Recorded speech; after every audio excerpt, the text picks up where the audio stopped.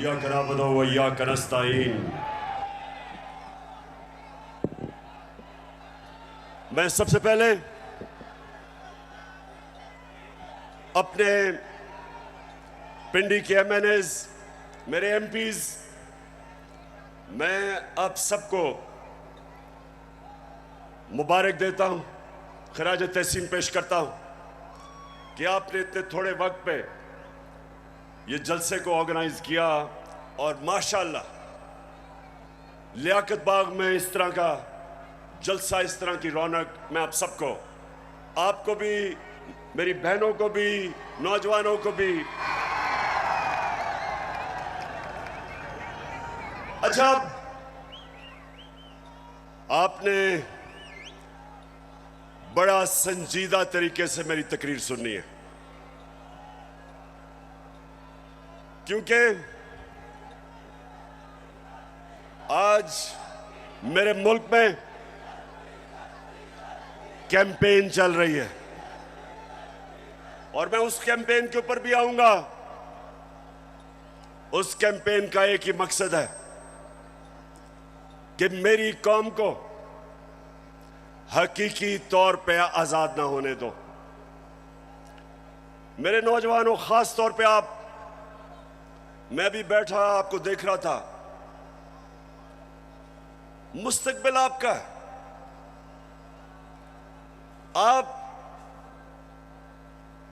आपने ये फैसला करना है कि क्या हमने उस पाकिस्तान में बड़ा होना है जिसकी ख्वाब देखी थी इल्लामा इकबाल ने और जिसके लिए जदोजहद की थी कायदे आजम ने, या वो पाकिस्तान जिधर कमजोर के लिए एक कानून, ताकतवर कानून से ऊपर, कमजोर अपने हकूक ढूंढता है और ताकतवर सारे कानून तोड़ता है। ये पाकिस्तान जिस तरफ जा रहा है, मेरे नबी सल्लल्लाहु अलैहि वसल्लम ने तकरीबन 1500 साल पहले कहा था कि तुम्हारे से पहले बड़ी कौमें तबाह हुई। जो कमजोर जब चोरी करता था तो जेल में डाल देते थे, लेकिन जब ताकतवर जुर्म करता था तो वो माशरा उनको नहीं पकड़ता था, कौम तबाह हो जाती थी। आज अगर हमारी कौम एक अजीम कौम नहीं बन सकी तो वो जो मेरे नबी सल्लल्लाहु अलैहि वसल्लम ने 1500 साल पहले कहा था, उस वजह से नहीं हो सकी। जिस मुल्क के ऊपर उसका सारा करप्ट टोला डाकू ईवानों में बैठ जाए और आम आदमी अपने बुनियादी हुकूक की तलाश में हो, जितनी मर्जी चोरी करनी है बड़ा डाकू चोरी करे, उसको पाकिस्तान का जब निजाम, इंसाफ का निजाम नहीं पकड़ता, उस मुल्क का कोई मुस्तकबिल नहीं है। इसलिए मैंने अपनी हकीकी आजादी की तहरीक का आगाज जो आज मैं शुरू कर रहा हूं, मैंने लियाकत बाग से किया, क्योंकि ये एक ऐसा तारीखी जगह है कि जो पाकिस्तान की मूवमेंट में कायदे आजम के साथ लियाकत अली खान खड़े हुए थे, उनकी शहादत यहां हुई थी। मैं ये चाहता हूं कि मेरी सारी कौम आज तैयार हो जाए।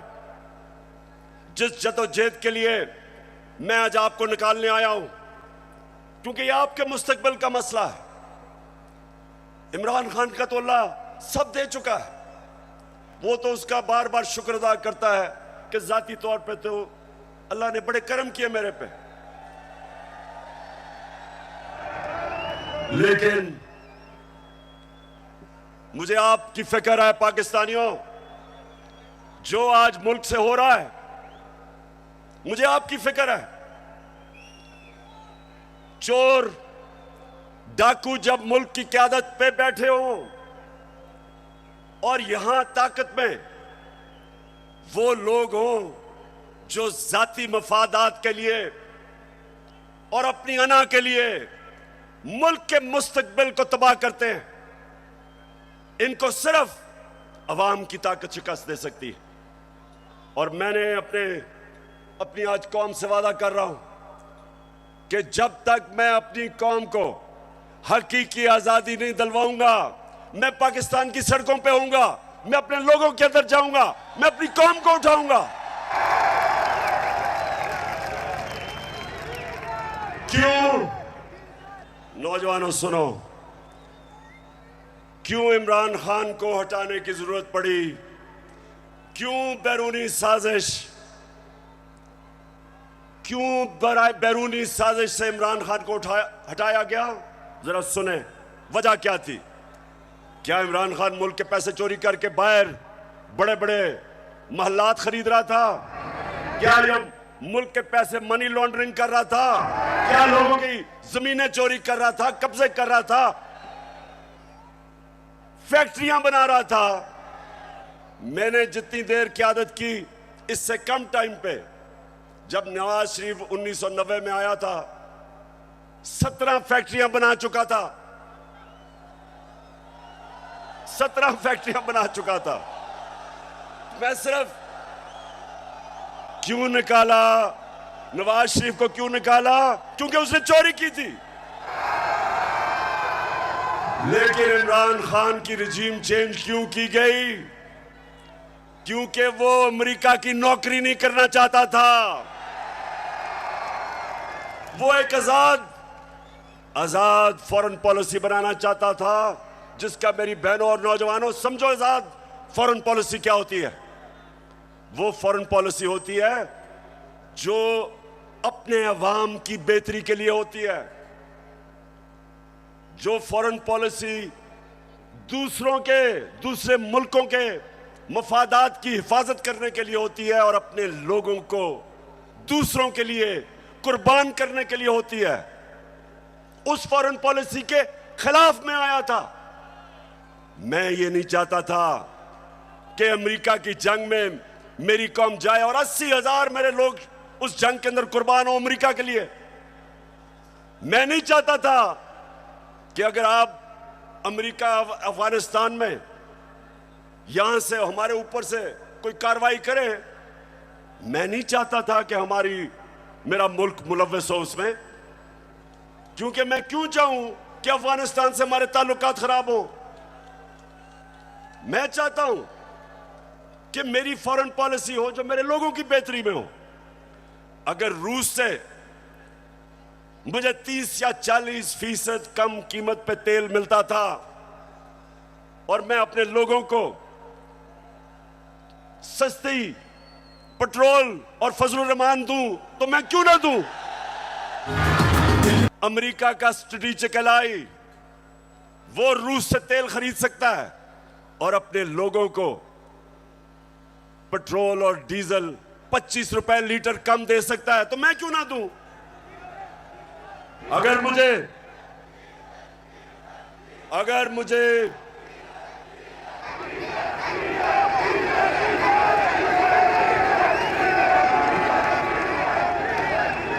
सुने नौजवानों, ये जरूरी है सुनना। देखें, अब जब समझ जाए, आजाद फॉरेन पॉलिसी है हिंदुस्तान की। उनका मुल्क सारे फैसले करता है अपने लोगों की बेहतरी के लिए।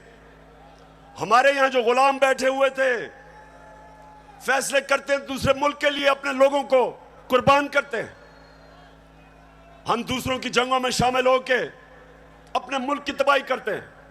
सबसे ज्यादा जो लोग बात नहीं करते, अमेरिका की जंग में जो कबायली इलाके के लोगों से जो जुल्म हुआ, जिस तरह सारा कबायली इलाका उजड़ा, 400 ड्रोन अटैक हुए, औरतें बच्चे मारे गए, उनकी जंग की वजह से 35 लाख कबायली इलाके के लोग नकल मकानी कर गए।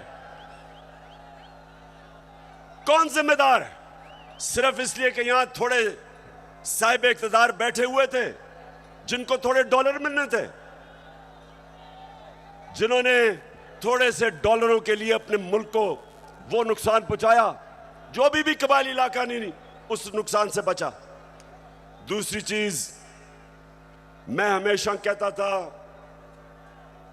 कि अफगानिस्तान में जो अमेरिका गया है इसका कोई मिलिट्री हल नहीं है, डायलॉग से मसला हल होगा, और यह पसंद नहीं था उनको।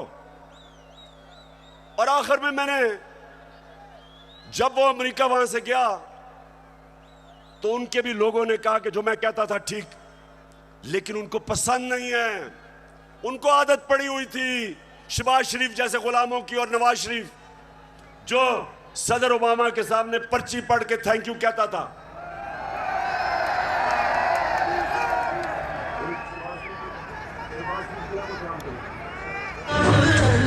खुदा के काबे से। अच्छा सुने अब ये बड़ा जरूरी है आपने सुनना, क्योंकि मैंने आज आपको खास आगाज करने आया हूं अपनी हकीकी आजादी की तहरीक, और मैं सबको तैयार करने आया हूं। तो सुनने आपने मेरी बात कि पहले तो हटाया क्यों, फिर इनको तकलीफ क्या हुई बाहर वाले मुल्कों को। पहली दफा पाकिस्तान का प्राइम मिनिस्टर OIC की मीटिंग में जाता है, यूनाइटेड नेशंस की जनरल असेंबली में जाता है, और क्या कहता है?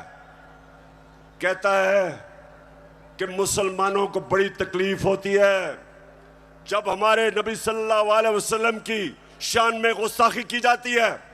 आजादी राय की आड़ लेके सारे फोरम के ऊपर पहली दफा, बल्कि पाकिस्तान के लीडर ही नहीं, दुनिया में भी किसी मुसलमान लीडर ने यह बात नहीं की। और उसकी वजह से मुझे सबसे बड़ा फख्र यह है कि पहली दफा 2 मगरबी लीडर्स, रूस के प्रेसिडेंट पुतिन और कनाडा का जस्टिन ट्रूडो प्राइम मिनिस्टर, दोनों ने स्टेटमेंट दी कि आप आजादी राय की आड़ लेके हमारे नबी सल्लल्लाहु अलैहि वसल्लम की शान में गुस्ताखी नहीं कर सकते। यह कभी पहले नहीं हुआ। और 15 मार्च, जो मुझे सबसे ज्यादा फख्र है, आप अगर मेरे से पूछे ना कि 3.5 साल में किस चीज में सबसे ज्यादा फख्र हुआ, 15 मार्च यूनाइटेड नेशंस ने फैसला किया कि एंटी इस्लामोफोबिक डे बनाया में।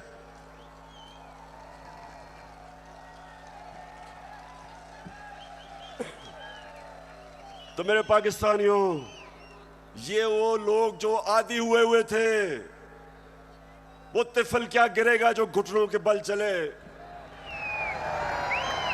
इनके आदी हुए थे,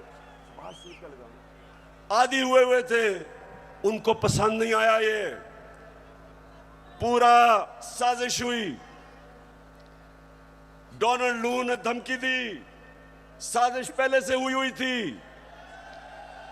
और इन्होंने तब वो गवर्नमेंट गिराई जो उस वक्त 17 साल के बाद सबसे बेहतर माशी तरक्की कर रही थी।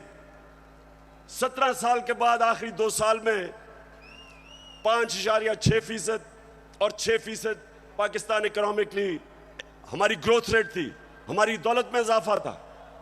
उस गवर्नमेंट को गिराया जिसकी रिकॉर्ड एक्सपोर्ट्स थी, रिकॉर्ड टैक्स कलेक्शन, बैरून मुल्क पाकिस्तानियों ने रिकॉर्ड रेमिटेंसेस भेजी, उस गवर्नमेंट को इन्होंने गिराया। किसानों के लिए बेहतरीन जो हमने पैकेजेस दिए, रिकॉर्ड फसलें हुई, उस गवर्नमेंट को इन्होंने गिराया। और उन्होंने गिराया इसलिए कि इनको इमरान खान नहीं चाहिए था, इनको चेरी ब्लॉसम चाहिए था। अब देखो, ये जरा देखें, होके आया हूं मैं, यूएई के होके, अभी मैं तुर्की होके आया हूं, और मैंने उन भाइयों को कहा कि आप हमारे बड़े अजीम भाई हैं, हमेशा आपने हमारी मदद की। और मैंने यही कहा, जब मैं आया हूं तो आप समझेंगे शायद ये मांगने आया है। मैं मांगने नहीं आया, लेकिन मजबूरी है। जिस तरह माजी में 75 साल में आपने हमारा हाथ बटाया है, कुछ अर्सा आप हाथ बटा। मैंने कहा मैं वादा करता हूं कि इंशाअल्लाह हम पूरी कौम हम मिलकर दिन रात, हमेशा आपने हमारी मदद की। और मैंने यही कहा जब मैं आया हूं तो आप समझेंगे शायद ये मांगने आया, मैं मांगने नहीं आया लेकिन मजबूरी है।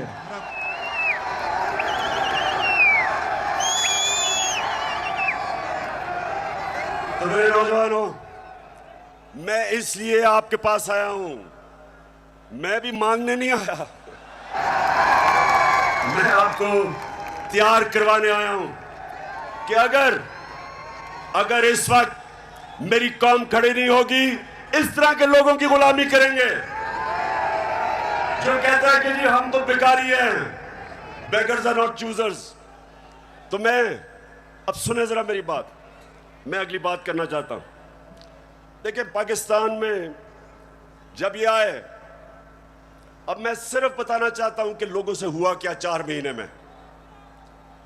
मुझे जितने लोगों ने बताया कि जब उनके पास बिजली के बिल आए, कौम के ऊपर गुजरी क्या है, कि किस तरह उनको समझ नहीं आ रही आम सफेद पोश लोगों को कि बिजली के बिल दें, बच्चों की फीस दें, खाना दें। बिजली जो हमारे जमाने में 18 रुपए यूनिट था, मैंने 5 रुपए यूनिट सब्सिडी दिलवाई कि कम करो, वो आज 36 रुपए यूनिट है, दुगनी हो चुकी है। आज हमारी इंडस्ट्री जो सबसे तेजी से लार्ज स्केल मैन्युफैक्चरिंग तेजी से जो बढ़ रही थी, दौलत में इजाफा हो रहा था, सारे बर्रे सगीर में सबसे ज्यादा रोजगार पाकिस्तान में था वर्ल्ड बैंक के मुताबिक। तो इन्होंने जो महंगाई की है, बिजली की कीमतें बढ़ाई हैं, पेट्रोल और फजलुर रहमान की जो कीमत बढ़ाई है, उससे आप समझते कि कितना नुकसान हुआ है इंडस्ट्री, हमारी इंडस्ट्री को नुकसान, बेरोजगारी बढ़ रही है। हमारा तो यहां नौजवान आबादी है, अगर हम रोजगार नहीं देंगे ये लोग किधर जाएंगे? कितने लोग मुल्क से बाहर जा सकते हैं?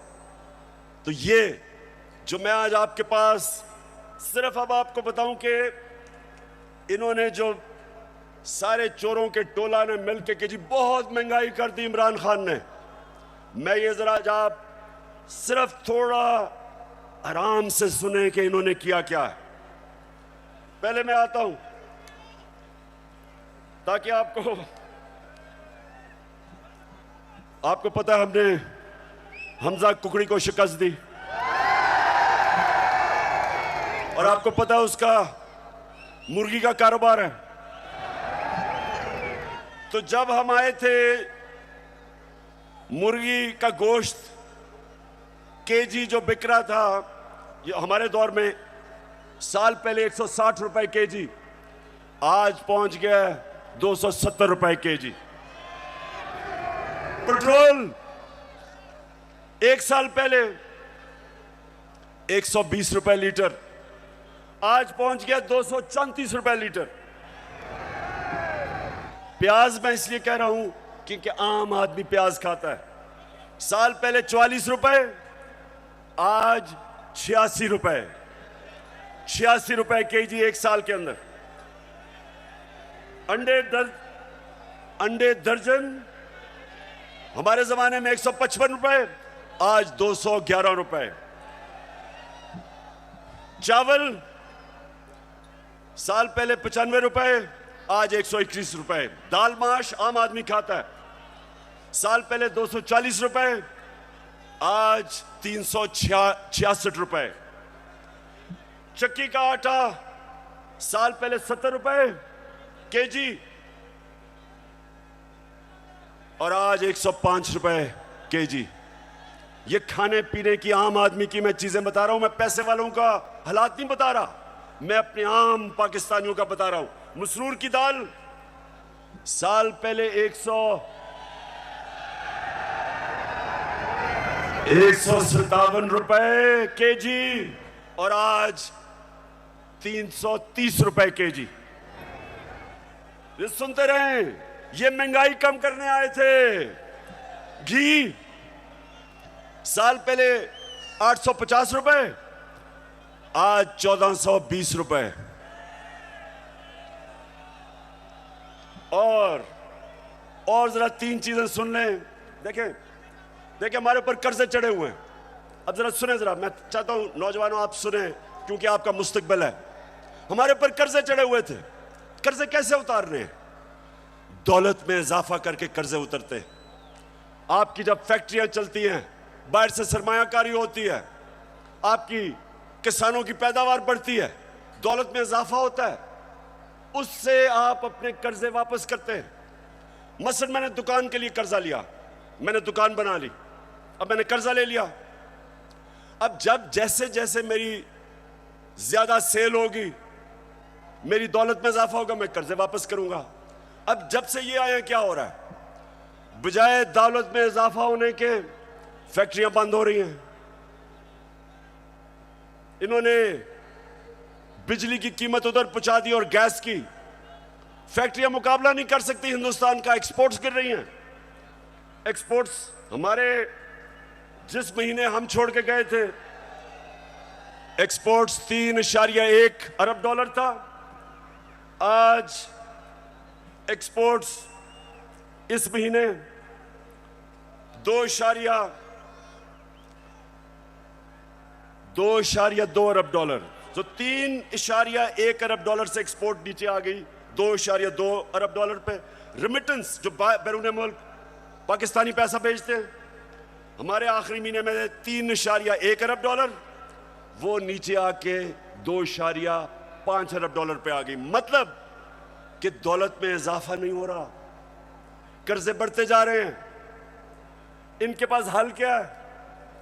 आर्मी चीफ से टेलीफोन करवा रहे हैं सऊदी अरेबिया को, किसी पैसे दे दो, क्योंकि इनको तो सारे समझते हैं कि चोर है ये, इनको तो पैसे कोई नहीं देता।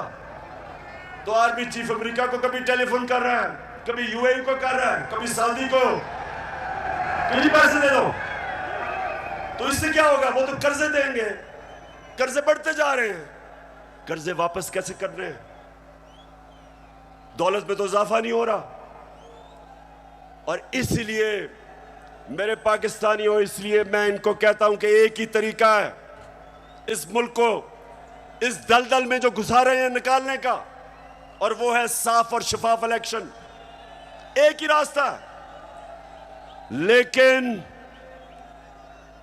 ये सारे खौफजदा हैं। इन्होंने जब हुकूमत गिराई, नौजवानों सुनो, हुकूमत जब गिरवाई, इनका ख्याल था पार्टी का जनाजा निकल गया। उसके बाद जब पब्लिक सड़कों पे आ गई, इन्होंने 25 मई को हमारे ऊपर जुल्म किया दहशत फैलाने के लिए। उसके बाद 17 जुलाई को बाई इलेक्शन हुआ पंजाब का, हमजा कुकड़ी फारग हो गया, हम जीत गए। सितम के कोहे रुई की तरह उड़ जाएंगे, हम महकूमों के पाँव तले।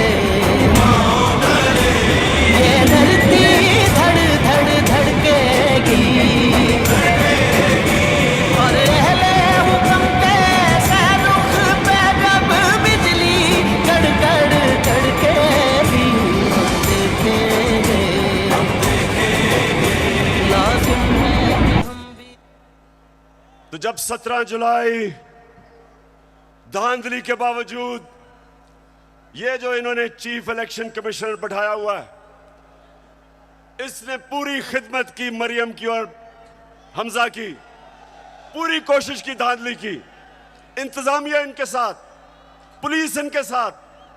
उसके बावजूद पाकिस्तानी कौम, पंजाब के लोग इतनी तादाद में निकले कि इलेक्शन हार गए धांधली के बावजूद। उसके बाद इनको और खौफ आ गया। उसके बाद इन्होंने एक और प्लान लेके आए। इन्होंने कहा अगर हम अब इलेक्शन करवाएंगे तो ये तो 2/3 अक्सरियत ले जाएगी तहरीक इंसाफ। डर गए, खौफजदा हो गए। फिर इन्होंने एक और प्लान बनाया कि तहरीक इंसाफ को क्रश करो। पाकिस्तान की जो सबसे बड़ी पार्टी किसी ना किसी तरह इसको क्रश कर इलेक्शन तब तक ना कराओ जब तक पार्टी क्रश ना हो। और मैं बार बार आइन और कानून के बीच में रहता रहा। 25 मई को जो इन्होंने जुल्म किया, उसके बावजूद अगर मैं उस दिन डी चौक में, अगर मैं उस दिन वहां से अपना धरना खत्म ना करता, मुझे पता था कि शाम को खून होना है। मुझे पता है।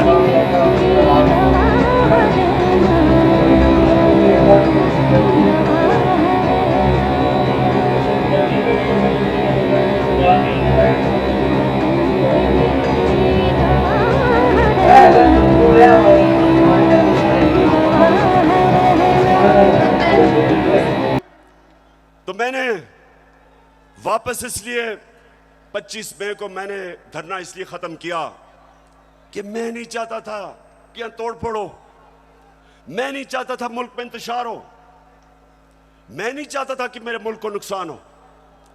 और मुझे पता था कि जिस तरह पुलिस ने दहशतगर्दी की और रेंजर्स ने हमारे ऊपर जिस तरह रबर बुलेट चलाई औरतों बच्चों पे, मुझे पता था कि अगले दिन इंतशार होना था। मेरे ऊपर केसेस कर दिए, 16 FIR मेरे पे काट दी। उसके बाद इन्होंने क्या किया, जरा गौर से सुने ताकि मैं आपको अपना अगला लाएअमल बताऊं। इन्होंने किया क्या? इन्होंने उसके बाद फैसला किया कि तहरीक इंसाफ को दबाया जाए। हमारे वर्कर्स के ऊपर FIRs, धमकियां। हमें यह कहा गया कि जनाब अगर आप किसी किस्म का,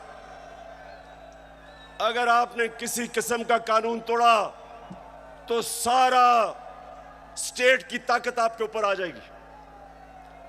एक बहुत बड़ा इस्लामाबाद में तब्दीली भी हुई। एक मिस्टर एक्स उधर लाहौर में और एक मिस्टर वाई को इस्लामाबाद लाया गया हमें सीधा करने के लिए। देखें, मैं अब आता हूं जिस चीज के ऊपर मुझे सबसे ज्यादा तकलीफ है। इन्होंने शहबाज गिल को पकड़ा, अगवा किया, उसको पकड़ के अंदर ले गए, नंगा करके उसको मारा। 2-3 दिन तक मुझे तो पता नहीं चला। जब मेरे वकील मिलने गए, उन्होंने मुझे आके बताया कि उन्होंने उसका क्या हशर किया। अब शहबाज गिल, जरा मैं सारे पाकिस्तानियों का तो जरा गौर से मेरी बात सुने। वो एक प्रोफेसर है, वो अमेरिका में कॉलेज में पढ़ाता है, वो अपने मुल्क के लिए आया कि यहां वो भी एक नए पाकिस्तान के लिए जद्दोजहद करेगा। उसका कितना बड़ा जुर्म था, कितना बड़ा जुर्म था कि पहले उसको उठा के उसकी गाड़ी का शीशा तोड़ा, उसको उठा के ले गए। उसके ड्राइवर की बीवी को उठा लिया, 10 महीने की बेटी उसको ले गए और उसको नंगा करके इन्होंने उसको मारा, उसकी तस्वीरें बनाई। जब वो ज़हनी तौर पे जब वो डिस्टर्ब हुआ तो उसकी तस्वीरें बनाई। मैं, वो लोग जिन्होंने ये किया, मैं उन सारों को आज उनसे मुखातिब हूं कि आप सोचें कि आपसे ये होगा, कभी हुआ तो आपके और आपकी फैमिली के ऊपर क्या गुजरेगी। सोचें, एक इंसान की आप डिग्निटी खत्म कर रहे हैं। उसको, जानवर भी इस तरह की हरकतें नहीं करते।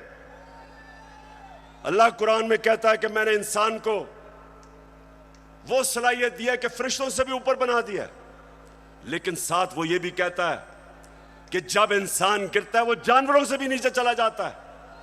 ये जो इन्होंने किया है, ये जानवरों से भी नीचे चले गए हैं। खुदा के काबे से सब बुत उठवाए जाएंगे।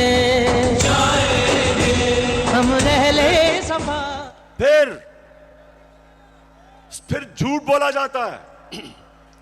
सारे डरे हुए होते हैं, सुपरिटेंडेंट सच नहीं बताते कि उसके ऊपर तशद्दुद हुआ, छुपाने की कोशिश की जाती है। और मुझे जो अफसोस हुआ कि मैजिस्ट्रेट ज़ेबा, जब आपके सामने एक आदमी आया और तशद्दुद पुलिस कर चुकी थी उस पर, क्या आपको वापस पुलिस के पास उसको भेजना चाहिए था? आपको तफ्तीश नहीं करनी चाहिए थी? ये आपको इंसाफ का तकाजा था कि जब एक आपको नजर आ रहा था कि वो बिल्कुल टूट चुका था, जो उन्होंने उससे जुल्म किया था, उसके बावजूद वापस भेज दिया पुलिस के पास, और फिर कहते हैं जी किसी को तौहीन हो गई। ये आप जो इतना बड़ा रुतबा है जज का, उससे आप इंसाफ नहीं कर रहे। और जो आईजी और डीआईजी इस्लामाबाद, इनके ऊपर, दोनों के ऊपर केसेस हमने दर्ज करवाए हैं, आप इनके ऊपर एफआईआर कटवाई है। और मैं सारी अपनी कौम को कहता हूं कि ये आजाद मुल्कों में ऐसी चीजें नहीं होती। सिर्फ गुलाम मुल्कों में, जिधर आपके हकूक नहीं होते, जिधर इंसाफ नहीं होता, जिधर आइन की और कानून की बालादस्ती नहीं होती, उन कौमों में यह होता है। वहां लोग गुलाम होते हैं, वो कभी ऊपर नहीं आ सकते। जिस कौम के अंदर इंसाफ नहीं होता, वो कभी ऊपर नहीं आती। नबी सल्लल्लाहु अलैहि वसल्लम ने मदीना में लोगों को इंसाफ दे के आजाद कर दिया था। उन्होंने सबको कानून के सामने एक बराबर खड़ा कर दिया था। कोई ताकतवर किसी कमजोर पे जुल्म नहीं कर सकता था, इसलिए वो आजाद हो गए थे। हमारा हर जगह ये जो शहबाज गिल का केस है कि नवाज शरीफ ने उससे बहुत बुरी बातें पाकिस्तानी फौज के खिलाफ की है। देखें जरा इनकी टेप से इन्होंने जो क्या क्या कहा हुआ है पाकिस्तानी फौज के ऊपर। नवाज शरीफ ने, ख्वाजा आसिफ ने, मरियम ने, उनको क्यों नहीं पूछते? क्योंकि वो ताकतवर हैं। वो बेचारा अमेरिका से आया था, उसको पूछने वाला कोई नहीं, उसको इस तरह अपने जलील करके। और मुझे शर्म आती है कि हमारे मुल्क में इस तरह की इंसानों को जलील किया जाता है। और इंशाल्लाह इसका हम पूरा कानूनी तौर पे हम पूरा इंसाफ लेके रहेंगे इसके ऊपर। बाजवा साहब, आपने हमारी अच्छी भली चलती हुकूमत को रुखसत करवाया, जजों से जोर जबरदस्ती से फैसले आपने लिखवाए। जनरल बाजवा साहब, आपको 2018 इलेक्शन में अवाम के मैंडेट की चोरी का हिसाब देना है। हाँ, नवाज शरीफ ने ये जरूर किया कि उसने किरदारों और इदारों के दरमियान एक वाज़ेह लकीर खींच दी है। एक या दो अफराद इदारा नहीं हुआ करते, एक या दो अफराद इदारों की बदनामी का बायस बना करते हैं।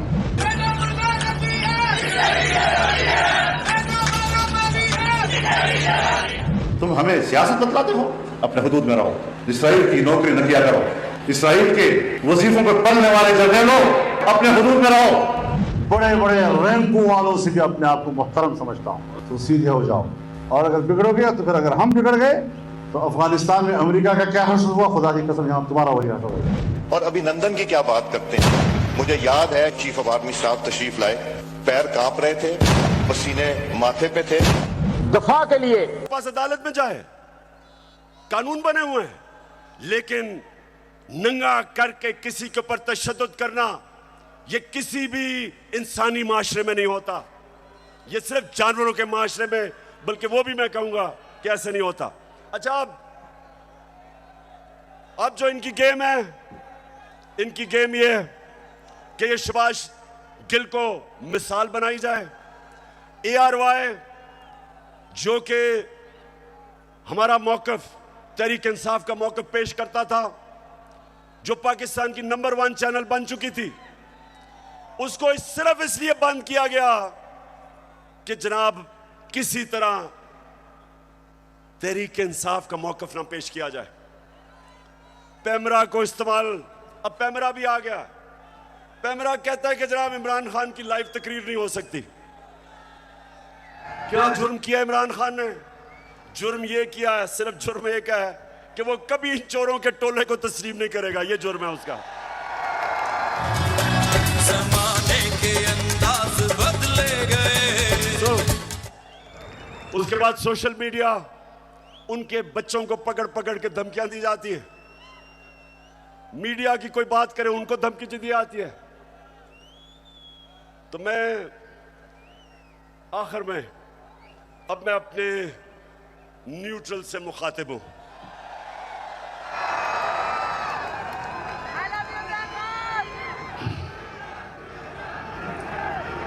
मैं सबसे पहले आपको यह बताना चाहता हूं, वो वाले जो 4 लोगों की स्टेटमेंट है ना,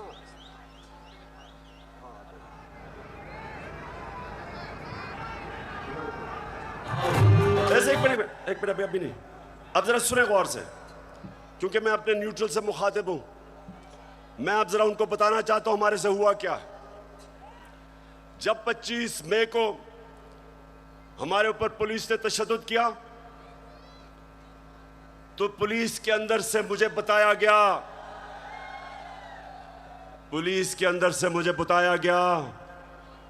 कि जनाब ये पीछे से हमें हुक्म था, यानी कि न्यूट्रल्स का प्रेशर था कि इनको फेंटा लगाओ। जरा सुनते जाए, मैं इस मुल्क के अंदर मेरा जीना मरना है, मैं कोई बाहर नहीं भागूंगा, मेरी कोई बाहर जगह नहीं है, मेरा जीना मरना यहां है। और शायद बाकियों से ज्यादा मुझे इस मुल्क की फिक्र है। तो मुझे यह कहा गया कि ना जनाब हमारे पीछे से प्रेशर है। फिर ये जो चीफ इलेक्शन कमीशन हर फैसला हमारे खिलाफ दे रहा है, पूरा ये जो मुझे डिस्क्वालीफाई करने की कोशिश है, अंदर से पैगाम आता है कि जी वो तो कुछ नहीं कर रहा, पीछे से प्रेशर है बूट का। फिर सुनते जाएं, हमें ये जो ऑपोजिशन है, ये जरा मैं चाहता हूं सुने कि बदनाम कौन कर रहा है हमारी फौज को। ये अभी ये जो पुलिस वाला जो हुआ शहबाज गिल से, हमने पुलिस से पूछा तुमने तशद्दुद, हमें तो पता ही नहीं जी, पीछे से हुआ है कुछ, वो भी आपकी तरफ कह रहे हैं। तो जो भी हो रहा है आज पाकिस्तान में, जो गलत काम होता है आपका नाम लग जाता है। अब जरा ये सुने कि ये जो आपके इस वक्त खैर ख्वाह बैठे हुए गवर्नमेंट में, ये क्या कहते हैं। जिनकी वजह से होता है, जिनकी मदद से होता है, हम उनकी मदद नहीं लेना चाहते और हम चाहते हैं कि अगली हुकूमत का फैसला पाकिस्तान की आवाम पर। के अदम एतमाद सौदे के बगैर मुमकिन नहीं होती। यहाँ पर अदम एतमाद का जो निज़ाम है एस्टेब्लिश बगैर मुमकिन नहीं है। कोई डील करके इक़्तिदार नहीं चाहते। पाकिस्तान में तहरीक अदम एतमाद उस सूरत में अमूमन कामयाब होती है जब इस्टेब्लिशमेंट आपकी पुश्त पे हो। एस्टेब्लिशमेंट करती है, वो डील का नतीजा हुआ है। जब भी अदम एतमाद से होते हैं तो यकीनन डील करती है। इस्टेब्लिशमेंट के बगैर अदम एतमाद की तहरीक को कामयाब नहीं किया जा सकता, क्योंकि इस्टेब्लिशमेंट भी एक तीसरी कुव्वत के तौर पे या चौथी कुव्वत के तौर पे पार्लियामेंट में यानी मुकर्रम खुद जो है मौजूद है।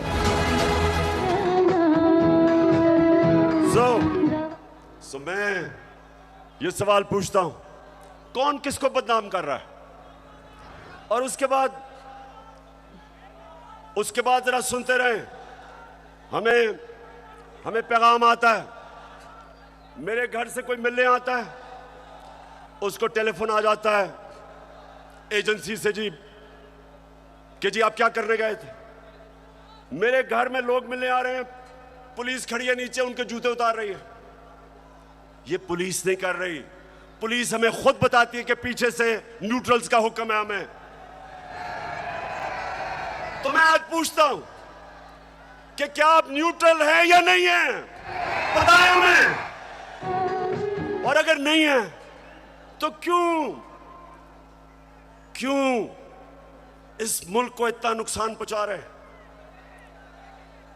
अगर इन लोगों के साथ आपने खड़ा होना है तो क्या आपका ख्याल है कि जो कौम 30 साल से इनको चोर समझती है, वो क्योंकि आप आज आप इनके साथ खड़े हैं, वो इनको पाक कर देगी, वो मान जाएगी कि ये नहीं, चोर नहीं है?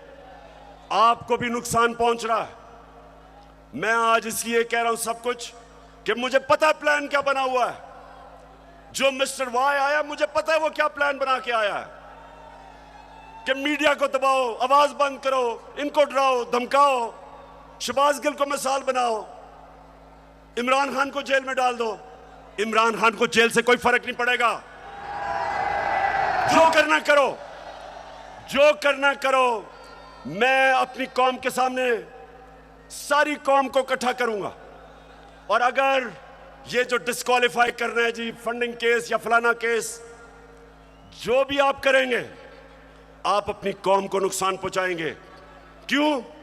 क्योंकि सबसे बड़ी पाकिस्तान में इस वक्त नेशनल लेवल पे फेडरल पार्टी तहरीक एक ही है, तहरीक इंसाफ। सारे पाकिस्तान में है, सारे सूबों में है। ये मुल्क को इकट्ठा रख सकती है। कभी फौज अकेला मुल्क को इकट्ठा नहीं रख सकती, नहीं तो ईस्ट पाकिस्तान को इकट्ठा रख सकते। पॉलिटिकल पार्टी जो सारे मुल्क में इंसानों को इकट्ठा करती है, वो मुल्क को मजबूत रखती है। उस पार्टी को कमजोर करने का मतलब पाकिस्तान को कमजोर करना है। और अगर आप इसी पार्टी को दीवार से लगा देंगे, जो आप इस वक्त प्लान बना हुआ है, मैं आपको यकीन दिला रहा हूं कि यहां श्रीलंका वाला हाल होने वाला है। अभी तो हम आइन और कानून के बीच में चल रहे हैं, लेकिन जब एक पॉलिटिकल पार्टी हट जाएगी रास्ते से, तो जो हालात है पाकिस्तान में, कौन रोकेगा पब्लिक को? 22 करोड़ लोग हैं। श्रीलंका तो 2 करोड़ से थोड़ी सी ज्यादा उनकी पूरी आवाम है। यहां तो 22 करोड़ पाकिस्तानी है। जो हालात है, अगर इसमें आप पॉलिटिकल पार्टी को खत्म करके इन चोरों को ऊपर मुसल्लत करेंगे, नुकसान तो मुल्क है। और मैं इसी आखिर में कहता हूं कि इस मुल्क के पास सिर्फ एक रास्ता है, और वो रास्ता है साफ और शफाफ इलेक्शंस का। ये जो बाकी तरीके इख्तियार किए जा रहे हैं, एक वो सेटअप, एक जिनके पास पब्लिक में निकल नहीं सकते, जलसा वो नहीं कर सकते, उन लोगों को अगर, और 30 साल से जो चोरी कर रहे हैं, अगर आप समझते हैं कि ये कौम उनको एक्सेप्ट कर जाएगी, कौम भी नहीं एक्सेप्ट करेगी, कोई भी इन्हें एक्सेप्ट नहीं करेगा, ना बाहर इनकी क्रेडिबिलिटी, ना पाकिस्तान में। और आगे हमारे मुल्क के हालात बिगड़ते जाएंगे। ये कर्जे लेके और समझना कि जी मुल्क चलना शुरू हो गया, क्योंकि कई मुल्कों ने कर्जे दिए, ये कैंसर का इलाज डिसिप्लिन से हो रहा है। कर्जे बढ़ते जा रहे हैं, कर्जे का बोझ बढ़ता जा रहा है। ये इस तरह मुल्क नहीं चलेगा। जब तक पॉलिटिकल स्टेबिलिटी नहीं आएगी, माशी हालात ठीक नहीं होंगे। तो मैं आखिर में अपनी तकरीर खत्म करने से पहले बलूचिस्तान के लोग, सिंध के लोग, और राजनपुर और डेरा गाजी खान जिधर सैलाब आए हुए हैं, उधर के लोगों के लिए एक तो हम दुआ भी करते हैं, और मैं सारी गवर्नमेंट्स को, पंजाब की गवर्नमेंट को कह रहा हूं कि पूरी तरह मदद करें हमारे इलाकों में। केपी की गवर्नमेंट को कहूंगा कि जो भी हम कर सकें बलूचिस्तान में करें, और जो भी हालात हैं, मैं चाहूंगा कि जो हमारे लोग बड़े खुल के ऐसे मौके पे मोबिलाइज होते हैं, इन लोगों की मदद करें, क्योंकि लोग इस वक्त सैलाब की वजह से बहुत मुश्किल में। और आखिर में मैं ये भी मुबारक देना चाहता हूं सबको कि अभी जो कराची में बाय इलेक्शन है, तहरीक इंसाफ जीत गई है। पाकिस्तान जिंदाबाद।